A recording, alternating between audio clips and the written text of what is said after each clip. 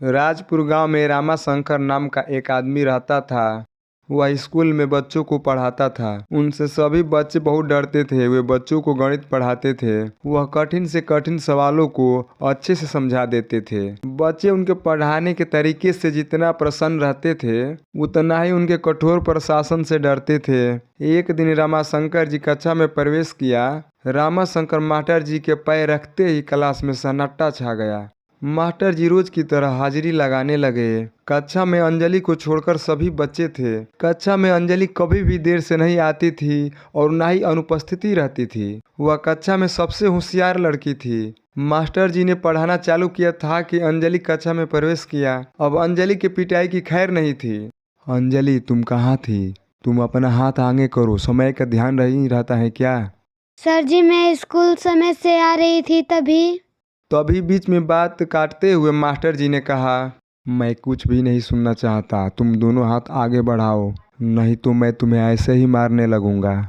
और उन्होंने अंजलि की पिटाई कर दी। अंजलि को दर्द के कारण आंखों से आंसू निकलने लगे। वह चुपचाप मास्टर जी के छड़ी की मार के सहन करती रही। आखिर में मास्टर जी कक्षा में बैठने के लिए अंजलि को इजाजत दे दी। तभी स्कूल का चपरासी तेजी से आया और बोला, सर जल्दी चलिए, आपके माताजी अस्पताल में हैं। किसी कार ने उन्हें एक्सीडेंट कर दिया है। चपरासी ने एक सांस में ही उन्हें सब कुछ कह दिया। ये सब सुनते ही मास्टर साहब रामाशंकर जी के होश उड़ गए और वे क्लास छोड़कर बड़ी तेजी से बाहर चलते हुए जल्दी वह अस्पताल जा पहुंचे, जहां उनकी मां भर्ती थी। उन्होंने डॉक्टर साहब से पूछा, डॉक्टर साहब अब माँ कैसी है? वे तो अब खतरे से बाहर है ना? चोट लग जाने के कारण खून बहुत ज्यादा बह गया था, पर भाला तो उस छोटी लड़की का है जो इनको रिक्शे पर लेकर सही समय पर अस्पताल पहुंचा गई, वरना इन्हें बचा पाना बहुत कठिन हो जाता।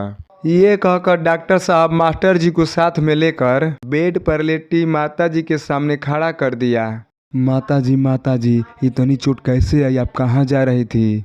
मास्टर साहब जी घबराते हुए माता जी से पूछ रहे थे। तब रामाशंकर जी को देखकर माता जी ने बोली, मैं सुबह मंदिर जा रही तभी पीछे से कार ने तेज रफ्तार से टक्कर मार दी। मैं सड़क पर गिर के कह रही थी, तभी उस शमशान सड़क पर स्कूल के बच्ची देखकर मुझे रुक गई और कहीं से रिक्शा लाकर मुझे जल्दी से अस्पताल में ले गई, जिससे मैं बच सकी। वह लड़की स्कूल के छुट्टी के बाद फिर से आने के लिए कही है। वह कितनी अच्छी बच्ची है जिसने तुम्हारी माँ की जान बचाई। मास्टर साहब माँ जी को देखकर काफी राहत महसूस कर रहे थे। तभी उनकी नज़र सामने से आती अंजलि पर पड़ी और उनकी कक्षा के कुछ बच्चों पर भी पड़ी।